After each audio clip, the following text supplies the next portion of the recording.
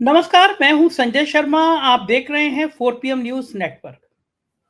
India गठबंधन ने उत्तर प्रदेश में ऐसा दांव चला है, ऐसी बिसात बिछाई है कि प्रधानमंत्री नरेंद्र मोदी तड़प कर रह गए हैं। कोई इस बात पर बात नहीं करेगा कि प्रधानमंत्री नरेंद्र मोदी अपनी सबसे करीबी माने जाने वाली मिनिस्टर स्मृति ईरानी को ऐसे मझधार में छोड़कर कूद कैसे गए, गायब कैसे हो गए। अमेठी में एक बार भी दौरा नहीं किया। और दरअसल यही वो बिसात थी जिस पर राहुल गांधी ने और अखिलेश यादव ने मिलकर ऐसा दांव चला है कि स्मृति ईरानी को पसीना आ गया है। राहुल गांधी के गांधी परिवार के बड़े करीबी रहे। एक समय तक सोनिया गांधी का सबसे ज्यादा करीबी और सबसे सारा काम संभालने वाले किशोरी लाल शर्मा ने अमेठी में स्मृति ईरानी की हालत पत्नी कर दी। और दुख की बात तो ये कि स्मृति ईरानी जिन मोदी जी पे सबसे ज्यादा भरोसा करती थी, सबसे ज्यादा यकीन करती थी, वो मोदी उनको बचाने नहीं आए। आपको याद होगा, एक बार गुजरात दंगों के समय स्मृति ईरानी ने मोदी जी को बहुत बुरा भला कहा था। क्या क्या नहीं कह दिया था, उन शब्दों को मैं दोहरा भी नहीं सकता। लेकिन बाद में फिर वो भक्ति काल में आ गई, मोदी जी के करीबी मंत्री बन गई। मोदी जी आते, तय था, अमित शाह जैसे है वैसे मोदी भी आते। लेकिन जब मोदी जी को इंटेलिजेंस ने रिपोर्ट सौंपी और जिसमें कहा गया कि स्मृति ईरानी चुनाव हार सकती हैं, इस खबर ने मोदी जी के पसीने छुड़ा दिए। तब मोदी जी को लगा कि अगर मैं गया, अमेठी में गया और उसके बावजूद किशोरी लाल शर्मा चुनाव जीत गए, तो कांग्रेस कहेगी कि हमने तो अपने एक छोटे कार्यकर्ता जो परिवार का काम देखते थे, मोदी जी के जाने के बावजूद, मोदी जी की कोशिशों के बावजूद, हमने उस छोटे से व्यक्ति से, किशोरी लाल शर्मा से, स्मृति ईरानी को हरवा दिया। आज राहुल गांधी और अखिलेश यादव ने मजे भी लिए। तो क्या वास्तव में मोदी डर के मारे अमेठी नहीं गए? रायबरेली में सोनिया गांधी ने जो भावुक स्पीच दी, उससे अमेठी में भी एक नई जान पड़ गई। बात इसका नहीं है कि किशोरी लाल शर्मा या कांग्रेस का कोई नेता स्मृति ईरानी को हरा दे, कोई और हरा देता तो सही थी, राहुल गांधी हरा देते तो कोई मुद्दा नहीं था कि चलो लड़े हारे।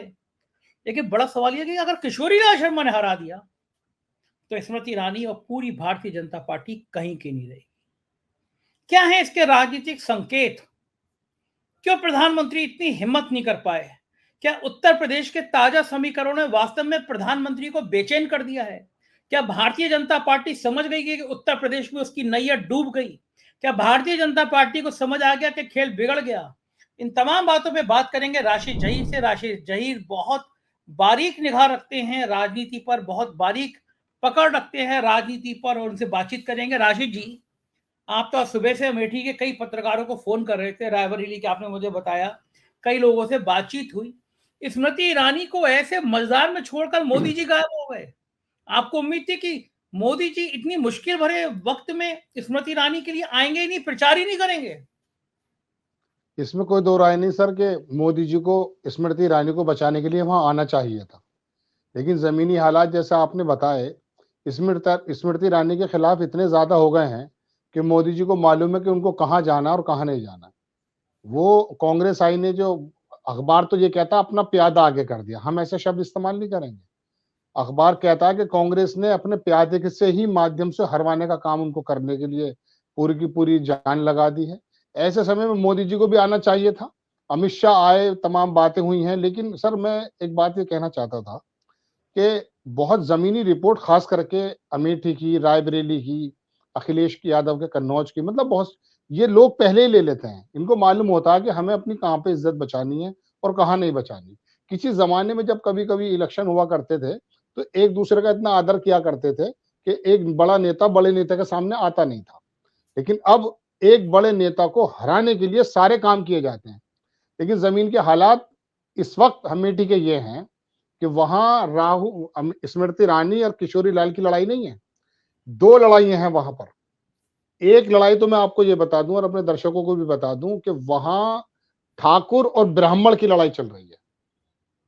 स्मृति ईरानी पे पूरे अमेठी में एक आरोप है वो ये है कि इनके इर्द गिर्द जितने भी नेता रहते हैं वो ठाकुर समाज के लोग रहते हैं। और मेरे नाम जहन से निकल गया, बातों बातों में आ जाता है, तो एक वो कोऑपरेटिव बैंक के चेयरमैन भी बनवा दिए थे इन्होंने, तो वो भी ठाकुर थे। अब उनको हालांकि मंच से उतार भी दिया था इन्होंने, इनको मालूम पड़ा कि मेरी यहाँ पर मुखालफत है, लेकिन वहां जो 18% ब्राह्मण समाज है जो पश्चाताप की आग में जल रहा है। आज मैं एक शब्द का इस्तेमाल कर रहा हूँ, उर्मिलेश जी के, बड़े अच्छे पत्रकार, पुराने बुजुर्ग हैं, वो वहां मौजूद थे और कह रहे मैं पहली बार आया हूं और मुझे लोगों ने बताया कि अमेठी पश्चाताप की आग में जल रहा है। छोटी सी नाराजगी वाकई जरूर थी 2-3 दिन के राहुल गांधी नहीं आए, लेकिन राहुल गांधी ने जिस तरह से बात कही कि मैं छोड़ूंगा नहीं अमेठी को, और तमाम उन्होंने जितने भी वहां पर उपक्रम लगाए गए थे और मोदी जी ने उसमें क्या क्या काम किया है उसके बारे में सर बताया उन्होंने कि मैं वादा करता हूं ये चीजें लगेंगी। और अखिलेश यादव ने आकर तो वहां पर ये समझ लीजिए कि सोने पे सुहागा, और वो भीड़, वो जो दोनों इकट्ठे हुए हैं वहां पर, तमाम जो लोग इकट्ठे हुए रायबरेली, ये समझ लीजिए कि ये पूरा का पूरा एरिया इंदिरा गांधी के या राजीव गांधी के समय का सा दिखाई देने लगा। तो मैं आपसे वो बात बता रहा था कि 18% यहाँ ब्राह्मण और 20% यहाँ मुस्लिम और 8% या दलित, ये वोट बैंक तो बिल्कुल ये समझ लीजिए बैंक में रखा हुआ है।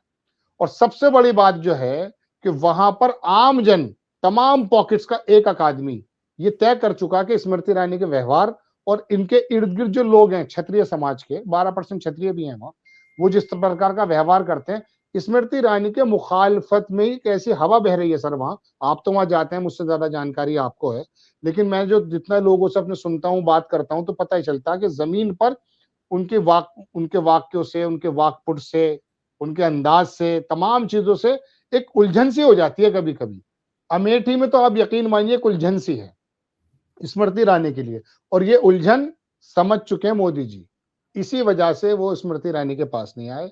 और वहां एक समीकरण ऐसा बन चुका है कि भारतीय जनता पार्टी के अमित शाह ये कह रहे हैं कि 2 सीटें जिता दो, 400 सीटें का बड़ा बताइए, इनके सर पे इतना चल रहा है ये काम। लेकिन मोदी जी समझ गए स्मृति ईरानी बड़ी परेशानी में है, उन्होंने उसे भी लिया है, वो पांडे जी जो थे जिनके बारे में आज अखिलेश यादव ने कुछ कहा है, मनोज विधायक पांडे। जो थे, हाँ, उनको भी लाया गया है। लेकिन बहरहाल उस भीड़ को देख लीजिए और दूसरी तरफ देख लीजिए राहुल गांधी और सोनिया गांधी जो वहां थे, हालांकि एक विधानसभा सीट इधर भी आती है, इसको अलग अलग नहीं माना जा सकता, 50-55 किलोमीटर। तो उन्होंने कहा ना अमेठी को छोड़ा था ना छोड़ूंगा, ये राहुल गांधी के शब्द हैं। तो अमेठी के जो शब्द लोगों के अंदर एक ऐसा सराबोर मामला हो चुका, देश का बड़ा मीडिया वहां मौजूद था, और स्मृति ईरानी को लोग देख रहे हैं कि अब ये इलेक्शन होने वाला परसों, उनके होश किसने गादले हैं, ये आम शब्द बता रहा हूं मैं आपको, वो तो पता चल जाएगा। और वोटिंग परसेंटेज भी देख लीजिएगा क्या जाएगा, शायद ये वोटिंग परसेंटेज भी जो पिछले दिनों गया है उससे कहीं ज्यादा जाने वाला। जी आपने राशिद भाई जो बताई वहाँ की हालात, मैं गया था अमेठी और हमारी टीम के रिपोर्टर क्षितिज कांत पिछले 10 दिनों से लगातार अमेठी में ही हैं। हमारे जितने दर्शक हैं हम रोज अमेठी की रिपोर्ट्स दिखा रहे हैं। उन्होंने एक नई चौंकाने वाली बात बताई। कांग्रेस के एक्स एमएलसी हैं वहाँ पे दीपक सिंह, बड़ा जी अच्छा, जी, बहुत व्यवहार कुशल नेता है और एमएलसी उनके थे खिलाफ सरकार मुकदमा वगैरह भी हो गया। में। स्मृति ईरानी के इशारे पर उनका आरोप है ये कि स्मृति ईरानी के इशारे पर उनके खिलाफ मुकदमा हो गया गंभीर धाराओं में। उसके खिलाफ हजारों लोगों ने सोशल मीडिया पे लिखना शुरू कर दिया कि बाहर की आई हुई नेता, ये हमारा लोकल मोहल्ले का बच्चा इतनी कम उम्र में ब्लॉक प्रमुख बन गया था, इतनी कम उम्र में एमएलसी बन गया था, बोले हमारे घर का बालक, ठाकुर बालक, और इस पे मुकदमा दर्ज करा दिया। तो सबसे बड़ी बात ये होगी राशिद भाई कि चूंकि गुजरात में रूपाला के बयान के बाद ठाकुर वैसे भी नाराज है उत्तर प्रदेश में, तो करणी सेना के अध्यक्ष आ गए राजस्थान से। जी जी जी। आज मेरे वीडियो क्षितिज ने भेजे हैं, वो गांव गांव जा रहे हैं करणी सेना के लोग पगड़ी वगड़ी पहन के बढ़िया सी, और ठाकुरों में कसम खिला रहे हैं कि ये हमारा बच्चा है दीपक सिंह, इससे मुकदमा हुआ। ठाकुरों का पूरे देश में यह हाल किया भाजपा ने, कसम खाओ कि बीजेपी को वोट नहीं करेंगे। और क्षितिज बता रहा था कि ठाकुरों के गांव में ऐसा सीन पलटा है करणी सेना के आने के बाद कि ठाकुरों का आधे से ज्यादा मत, बकौल क्षितिज वो कह रहा था जी बड़ा बहुमत 60-70% तो इस बार केएल शर्मा, किशोरीलाल शर्मा के पक्ष में जाता हुआ नजर आ रहा है। तो आप सोचो कि ऐसा ना हो कि एक तो हार होती है और एक ऐतिहासिक हार होती है। अगर 4-5 किशोरी, लाख की बताइए सर, 4-5 लाख से जिताने का आह्वान भी किया है राहुल गांधी ने, सही कह रहे हैं आप। अब मुझे बताओ कि अगर राशिद, अगर ये हार 1 लाख से ज्यादा की हो गई, किशोरी लाल शर्मा ने 1 लाख से ज्यादा से हरा दिया स्मृति ईरानी को, तो स्मृति ईरानी की राजनीति में बचेगा फिर क्या? क्या लगता है आपको? इसके बारे में तो सर फलूदी जो सट्टा बाजार है उसने भी क्लियर कर दिया है आज, हालांकि उस पर रिपोर्ट आ रही है। मैं आपको एक बात और बताना चाहता था सर कि ये ठाकुर समाज के बारे में जो आप कह रहे हैं, हमने भी रिपोर्ट बनाई थी 4-5 रोज पहले जब मुकदमा हुआ था, उससे पहले कार्यालय के बाहर भी हमला हुआ है। ये इस प्रकार के काम करने लगे हैं जिस तरह से यहाँ पर उत्तर प्रदेश के मुजफ्फरनगर में संजीव बालियान मुकदमा कराने लगे थे ठाकुर हाँ समाज के लोगों। हाँ हाँ। तो ये आलम है, वो दीपक सिंह के घमंड में भी खबर बनाई 4-5 रोज पहले मुकद इसकी एक कह सकते हैं ना उलझन में स्मृति ईरानी ने अपने जहन का जो एक संतुलन है वो कैसे खोया, वो मैं आपको बताना चाहता हूँ।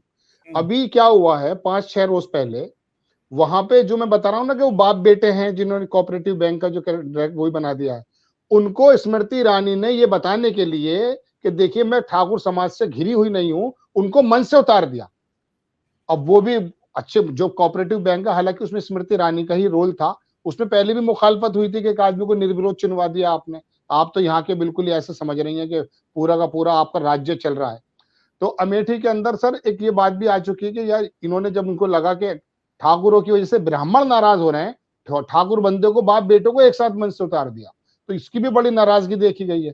और सबसे बड़ा जो फैक्टर है सर, एक बात मैं और बता दूं आपको, मैं रायबरेली के बारे में बताऊंगा लेकिन पहले अमेठी के बारे में बता दूं कि वहां जो दलित समाज है वो पूरी तरीके से, ये 34% एक ऐसा तबका है, इसमें ओबीसी भी आता है, अति पिछड़ा भी आता है, इसमें से एक बड़ा तबका थोड़ा सा स्मृति ईरानी को पिछले इलेक्शन में मिला था, उसमें अति पिछड़ा और ये दलित समाज, इसके अंदर इतना तकड़ा डेंट लगा है, इतना तकड़ा डेंट लगा है कि स्मृति ईरानी का जो बेस वोट था ना, जो 2014 में भी मिला था कुछ उन्हें, वो भी खिसक गया उनसे। और राहुल गांधी की और पूरे प्रियंका गांधी 10 दिन का जो है वहां पर पड़ी डालने का प्रोग्राम है। और किशोरी की जहां तक आप बात कर रहे हैं, इसमें कोई दो राय नहीं, हर एक आदमी इस बात को जान चुका है, हर एक पत्रकार इसको बता चुका है, गली मोहल्ले में नाम से पुकारता है वो बंदा हर आदमी को। वो छोटी छोटी सभाएं कर रहे हैं, भीड़ में कोई बंदा तो वो आवाज दे के बुला रहा है, अरे सुनील यहाँ हो, इस तरह का तो जान पहचान है। और दूसरी बात सर, अमेठी के अंदर जितने भी कोई भी इश्यूज होते हैं तो उसमें वहां पर जो है राहुल गांधी तो मौजूद नहीं रहते 24 घंटे, लेकिन किशोरी जो लुधियाना का व्यक्ति था सन 80 से जो वहां आकर बसा, वो हटा ही नहीं है। यकीन मानिए हर एक आदमी बताएगा, इसको तो गोदी मीडिया भी बता रहा है कि किशोरी लाल शर्मा को तो अपने नाम, क्योंकि राहुल गांधी से मिलना हो, एम्स के अंदर दाखिला हो, दिल्ली में कोई मामला हो, कोई भी मामला हो, किशोरी लाल शर्मा उसको फौरन हल करते हैं। तो एक बात मैं बड़ी बात तो नहीं कहना चाह रहा, राहुल गांधी का तो ओरा था, लेकिन आप यकीन मानिए किशोरी लाल शर्मा भी किसी से कम नहीं है हमारे इलेक्शन में। और देख लीजिएगा जमीन पर, हाँ ये तो गजब ही हो गया। जी बिल्कुल। लेकिन एक बात बताइए, जो आज रायबरेली में सोनिया गांधी ने बड़ी भावुक अपील करी कि मैं राहुल को आपको सौंप रही हूँ, इस अपील का कितना असर हुआ होगा? सर अपील का तो शोर देखिए, उसमें क्या है, उसमें जो शोर मचा है लोगों का, और वहां जो लोग हैं, भीड़ इकट्ठी थी, वहां मैं देख रहा था कि इतनी जबरदस्त भीड़ है। और वहां सोनिया गांधी जब आई हैं तो उन्होंने तो वाकई आकर के, बल्कि कुछ लोग उनके आने पे तो उलझन में पैदा हो गए। एक प्रवक्ता से पूछ रहे थे कांग्रेस से एक पत्रकार, अरे सोनिया जी पहुंच गई, वो सिर्फ राहुल की माँ है या वो तो सारी कांग्रेस की माँ होनी चाहिए? अब एक बीमार महिला, 77 साल की उनकी उम्र है, और वो वहां की सांसद भी हैं। नॉर्मली एक पिछला जो मौजूदा सांसद है, अगर वो दूसरा सांसद भी लड़ रहा होता, उस सांसद की जिम्मेदारी होती है मंच पे आना, और वैसे तो उनके बेटे हैं वो। तो वहां पर तो सोनिया गांधी ने जो कहा कि मैं सौंप रही हूँ, वाकई देखिए एक बात और बताऊं संजय सर, हकीकत बात यह है, हम किसी की मोहब्बत में सराबोर नहीं है, लेकिन मैं शुरू से एक बात कहता हूं, आप इंदिरा गांधी जी का यूट्यूब पे पुराना वीडियो देखें, उनकी आवाज सुने, आप सोनिया गांधी की आवाज सुने, आप प्रियंका गांधी की आवाज सुने, राहुल गांधी की आवाज सुने, आप यकीन मानिए इनकी बातों से छलकती है इनकी अमीरी, इनके इनकी परवरिश, इनका परिवेश, इतनी सौम्यता है। जब सोनिया गांधी ने कहा कि मैं अपना बेटा आपको सौंप रही हूँ, राहुल आपको सौंप रही हूँ, तो यकीन मानिए लोगों के अंदर एक ऐसा, वहां तो मसला ही नहीं है, वहां 4.5 लाख पास ही है सर। और भारतीय जनता पार्टी ने रायबरेली की जमीन को हल्का करने के लिए वहां जिला अध्यक्ष पासी और तमाम लोगों को वहां जो बांट रखे हैं, बासी में बांट रखे हैं। लेकिन दलित समाज ने तमाम ये तय कर लिया है इस समय रायबरेली के अंदर कि 2027 में देखेंगे बहन जी को तो। लेकिन यहाँ तो राहुल गांधी और कांग्रेस के नाम पर अमेठी में भी एक लाम बंद हो गए। आप यकीन मानिएगा यहाँ जो दलित समाज का जो वोट है ना, रायबरेली के अंदर भी जो एक मजबूत वोट माना जा रहा था पिछले दिनों, उसमें थोड़ा सा वोट उनको मिला भी था, लेकिन वो तमाम का तमाम वोट अमेठी में भी और रायबरेली में कांग्रेस पे ऊपर शिफ्ट होने वाला है। और राहुल गांधी ने तो कह दिया है, वहां तमाम उपक्रम गिराए उन्होंने, और जो मोदी जी वहां पर उपक्रम बाहर भेज चुके हैं किसी भी वजह से भेजे हो, तो उन्होंने कहा मैं लाऊंगा यहाँ पर ये पार्क, सारी बातें उन्होंने कही है। तो इन दोनों सीटों पे तो हालात बदल गए, यहाँ के 6-7 सीटों पे हालात बदल रहे हैं सर। ये तो 2 सीटों की बात कर रहे हैं, इनको मालूम ही नहीं कि इनकी जमीन कहां से चली गई है। जब ये निकल कर आएंगे ना सर रिजल्ट, देखिए एक जो बात है, उस वोट को कोई नहीं गिनता है। फिलोटर वोट जो होता है ना, वो ऐसे ऐसे पॉकेट से निकल कर आता है। एंटी इनकम्बेंसी का वोट ऐसे ऐसे पॉकेट से निकल कर आता है, आदमी अंदाजा नहीं लगा पाता कि ये वोट तो हमने चलो गिन लिया, लेकिन 15, 20, 30, 35, 40% वोट ऐसा आ जाता है वो अलग अलग लोगों से। और कांग्रेस में तो जान पड़ गई है इस समय, और इस समय तो तमाम देश के अंदर बड़े बड़े पत्रकार जो हालात बता रहे हैं इंडिया गठबंधन के, वो बात दी है जी। लेकिन एक बात और मैं पूछना चाहूंगा कि एक तरफ सोनिया गांधी की भावुकता वाली अपील, बड़ी अटैच वाली स्पीच, और एक तरफ प्रधानमंत्री का अहंकार वाली स्पीच, दीदी ओ दीदी, कांग्रेस की विधवा, ये सब जो अहंकार वाली भाषा थी, जनता में इसके संदेश क्या जाते हैं? और ये जो इमोशनल अपील थी, इसका क्या मैसेज, इन दोनों मैसेजों में क्या अंतर है? संजय सर, जमीन पे जो हम हालात देखते हैं, सच बात तो यह है कि मोदी जी के तमाम जुमले और भाषण से हकीकत में लोग बोर हो गए। इस बात का अंदाजा इस बात से भी लगा लीजिए कि दर्जनों उनकी ऐसी रैली हैं जहां लोग नहीं है। तो अब रही बात, सोनिया गांधी तो इक्का दुक्का बोलती हैं।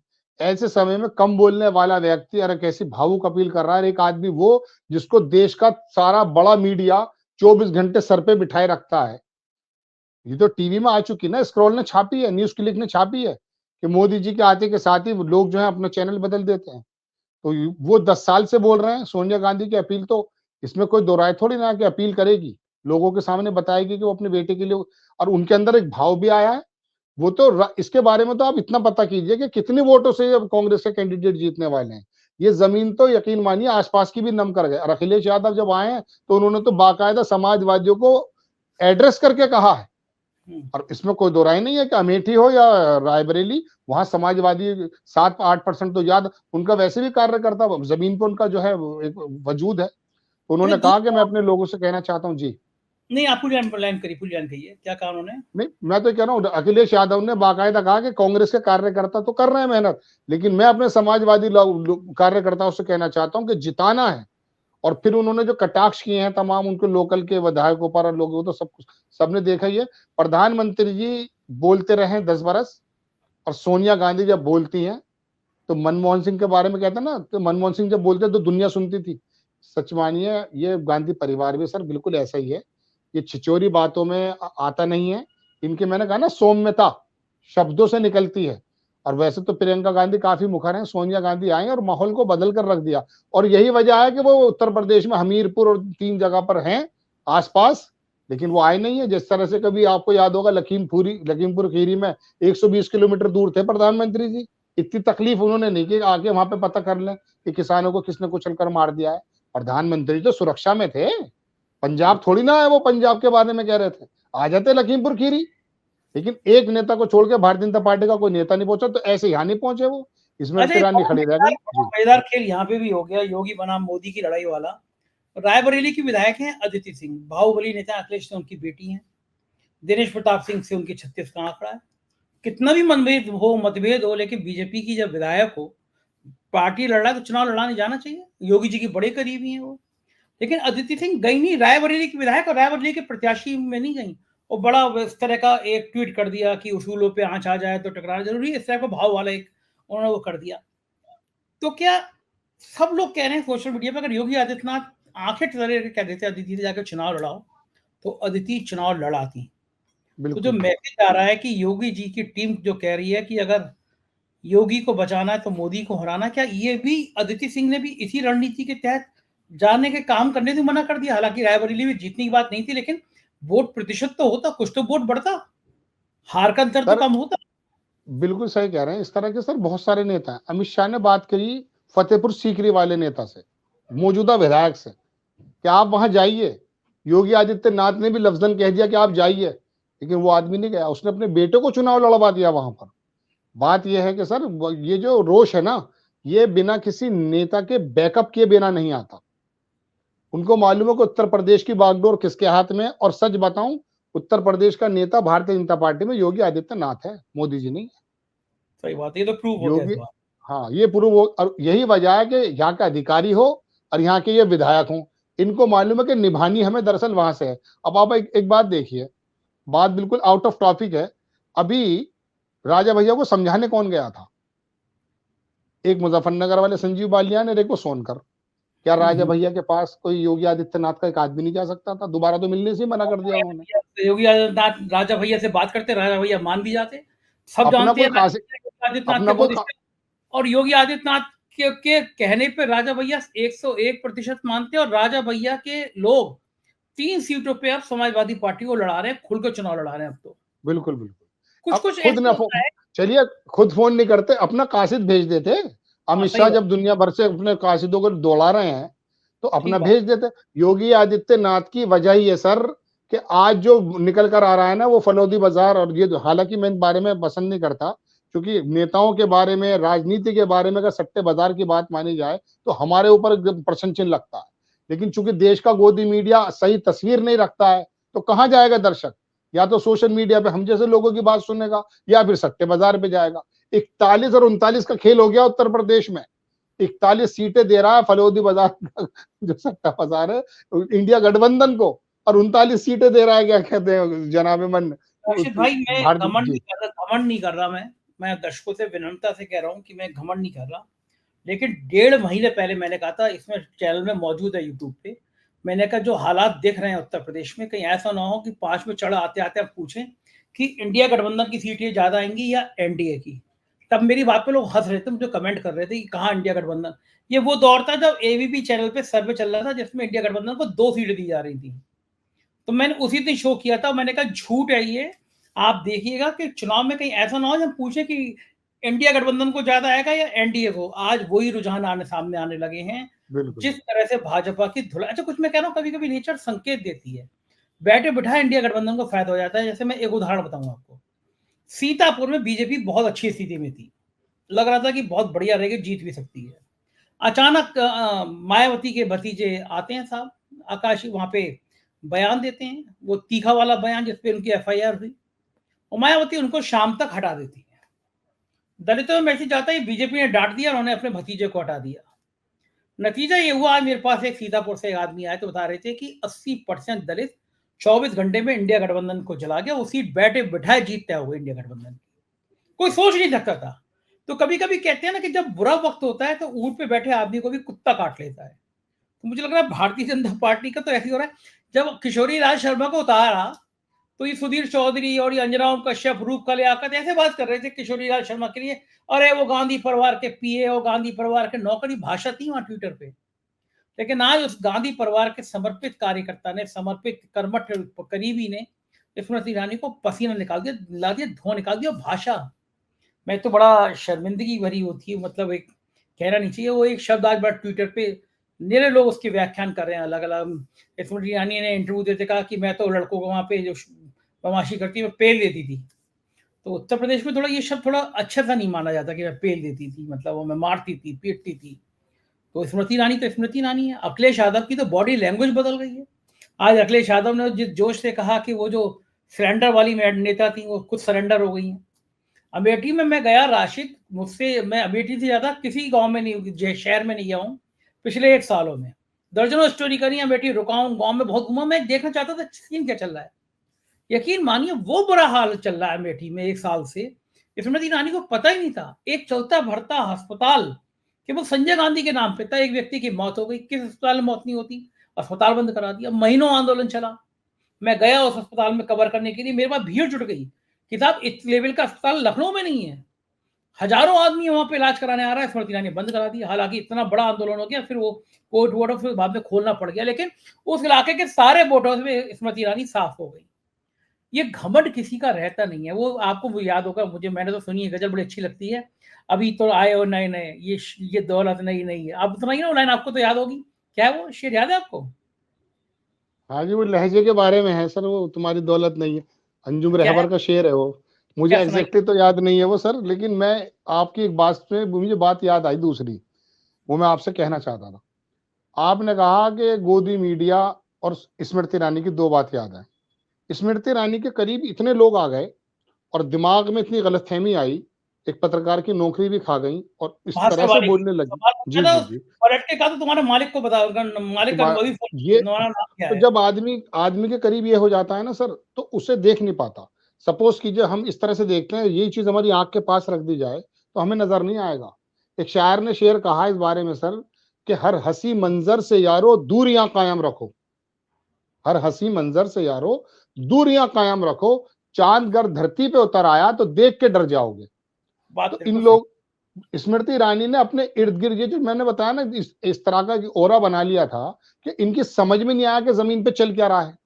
अब देख के डरना पड़ रहा है। दूसरी बात सर, आपने कहा कि वो सुधीर चौधरी ये सब लोग, हम भी प्रोग्राम कर रहे थे सर 4 पीएम पे, पूरा देश चीख रहा था कि राहुल गांधी आ गए। बल्कि जयराम रमेश ने एएनआई को बाइट दे दी और राहुल गांधी के नाम से खरीद लिया गया पर्चा। मुझसे हमारी साथी एंकर जो है प्रियंका बात कर रही थी कि वहां पर क्या होगा क्या नहीं होगा। इस गोदी मीडिया को किशोरी लाल शर्मा के आने से सबसे ज्यादा तकलीफ हुई, क्योंकि एक प्लानिंग बन चुकी थी राहुल गांधी को घेरने की। राहुल गांधी को घेरने की सारा मीडिया आता, स्मृति ईरानी वर्ल्ड स्टार बन जाती, रोजाना वहां पर दुनिया के अखबारात उनके बारे में छापते। ये काम राहुल गांधी ने छीन लिया। हमारे साथी जो एंकर हैं प्रियंका, उन्होंने मुझसे पूछा कि ऐसे से हो चुका। मैंने जी मेरी बात सुन लीजिए, मैं तो बहुत छोटा सा आदमी हूँ, लेकिन मैं बताना चाहता हूँ, उन्होंने पर्चा खरीद लिया और जयराम रमेश ने कह भी दिया। लेकिन मेरा तजुर्बा यह है कि राहुल गांधी के अंदर जरा सी भी समझ है, कांग्रेस के अंदर जरा सी भी राजनीति जिंदा, तो राहुल गांधी लड़ेंगे नहीं। प्रियंका जी मुझसे बोली कि नहीं राशिद जी वो तो हो चुका है, क्योंकि हमारा अब वो सारे ही पत्रकार हमारे यहाँ भी ये बात चल रही थी। मैंने कहा बिल्कुल पर्चा खरीदा जा चुका है, लेकिन मेरा यकीन यह है कि राहुल गांधी लड़ेंगे नहीं। कह रहे वहां तो सब कुछ हो गया था, वहां तो जो है बैनर्स लग गए। तो बात यह है कि ये गोदी मीडिया को, किशोरी लाल जो आपने कहा ना, इससे सबसे ज्यादा परेशानी ये थी कि राहुल गांधी जब स्मृति ईरानी के सामने आ जाते, तो एक तो मोदी के सामने वाला कद, मोदी के बराबर से बड़ा कद या बराबर का कद स्मृति ईरानी के सामने खड़ा हो जाता आकर। और रोजाना रात को ये यही काम करते। इनके सारे जितने भी नोएडा के, अब तो लोग कहते हैं, मैं तो नहीं कह रहा हूँ, बागड़ बिल्ले वहां पहुंचते और अपनी ओबी बैन को लेकर के यही काम कर रहे होते और स्मृति ईरानी को रोजाना। लेकिन राहुल गांधी इस बात को समझ चुके थे कि हमें किस काम को क्या कराना है। और आप यकीन मानिए, ये स्मृति ईरानी पर मुसीबत नहीं डली, बड़ी मुसीबत डली है भारतीय जनता पार्टी के थिंक टैंक को और गोदी मीडिया के ऑफिसेज में कि राहुल गांधी रायबरेली चले गए। बिल्कुल और सही बात है। रायबरेली तो वो स्मृति ईरानी परेशान हो गई, क्योंकि वो सपोर्ट मिलता, फिर उनको सारे नेता आते। तो बहरहाल वो तो, और किशोरी लाल शर्मा सर मान लीजिए वो हरा देंगे उनको, ये हमें जहां तक उम्मीद लग रही है, क्योंकि अब ज्यादा समय बचा नहीं है, परसों की बात है। और हम तो जो भी बात मुंह से निकालते हैं, जमीन पर जो चल रहा होता है वो सामने रख देते हैं। जमीन पे यही चल रहा है, सर्व समाज कांग्रेस के पक्ष में है इस समय। इस और मैं समय 2 है। सीटें नहीं, मैं तो कई सारी सीटों की समीकरण बनाए बैठा था, लेकिन ये 2 सीटें तो यकीन मानिए कि राहुल गांधी के परिवार पर आने वाली हैं। अमित शाह कितना भी कहते रहे, लेकिन यहाँ तो स्मृति, अच्छा एक बात और भी है, स्मृति ईरानी से इतनी प्रकाश ज्यादा है बनिस्बत वहां रायबरेली के। रायबरेली में कैंडिडेट को लेकर इतनी ज्यादा उलझन नहीं है, वहां तो राहुल गांधी का, गांधी परिवार का प्यार है। हाँ, एक तरफा चुनाव। यहाँ वो जो है, स्मृति ईरानी से उलझन है।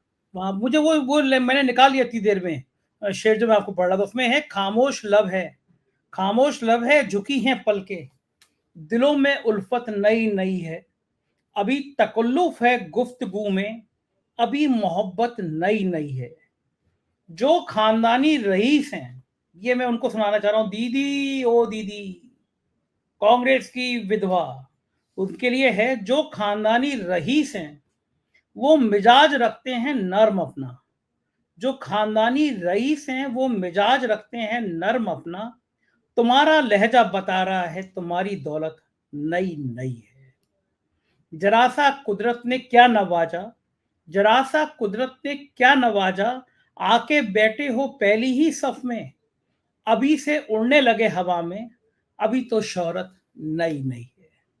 वो गांधी परिवार, वो नेहरू परिवार, जिसने इस देश के लिए क्या क्या कुर्बानी दी और क्या क्या किया, उसके लिए इस तरह की भाषा बोलना, इंदिरा गांधी के लिए बोलना, प्रियंका गांधी के लिए बोलना, तो मुझे लगता है ये अहंकार शायद एक नई कहानी लिखने जा रहा है। आखिरी सवाल, क्या वास्तव में ये घमंड का सीन है जो उत्तर प्रदेश में दिखाई दे रहा है? संजय सर एक बात मैं कहना चाहता था, वो ये है कि 1 घंटे का काम था राहुल गांधी को प्रधानमंत्री बनाना सोनिया गांधी के लिए। बिल्कुल सहमत हूं, बिल्कुल और सहमत। यही वो राहुल गांधी है कि जिसने अपनी मम्मी से ये कहा 24 घंटे में दे रहा हूं, आप प्रधानमंत्री नहीं बनेंगे। और यही वो राहुल गांधी है जिसने अब भी कहा कि मैं प्रधानमंत्री पद का दावेदार नहीं हूं। ठीक कि बात। 50 बरस से हुकूमत करते आ रहे थे। और छोड़ दीजिए इस बात को, मैं एक बात और बताना चाहता हूं सर, पंडित नेहरू जो थे ना, वो किसी, आपको मालूम है कि वो पढ़ते थे इंग्लैंड में, वहां का जो प्रिंस का बेटा था वो भी पढ़ता था साथ। उसने अपने वालिद से कहा, मोतीलाल नेहरू से, कि ये अपनी अमीरी मुझे बहुत दिखाता है। उन्होंने कहा बर्थडे पे बुला लेना इसको। तो जब बर्थडे पे बुलाया तो इनका पूरा का पूरा एक्चुअली प्रोग्राम सही होता। तो मोतीलाल नेहरू ने जब प्रोग्राम किया, जिसमें सूट में प्रिंस थे, 100 वहां पर वेटर उस सूट में थे। ये मेरे टीचर थे ज्ञान प्रकाश शर्मा, वो इलाहाबाद से थे, उन्होंने मुझे ये बात बताई। इलाहाबाद की गलियों के अंदर उनके खानदान के किस्से चलते हैं, सही और बात। आपके किस्से गुजरात से जो है ना वहां चलते हैं, और अमेरिका कहता है कि हम आपको वीजा नहीं दे रहे। बिल्कुल हल्का आदमी होता है ना, वो तो दूसरा ही होता है, उसके तो मसला ही अलग है। अभी तो वो तो शोहरत नहीं है, अभी तो बिल्कुल शोहरत बिल्कुल बोल। नहीं। तो चलिए, राहुल बहुत बहुत गांधी का तो शुक्रिया परिवार है जी। बताया राशिद जी, बात करके बहुत बहुत धन्यवाद, आभार आपका। राशिद जी थे और हम लोग चर्चा कर रहे थे अमेठी और रायबरेली पे। सच में शोहरत नहीं और घमंड नहीं करना चाहिए, कभी भी नहीं करना चाहिए। हम लोगों की भाषा में कहा जाता है कि घमंड रावण का भी नहीं रहा।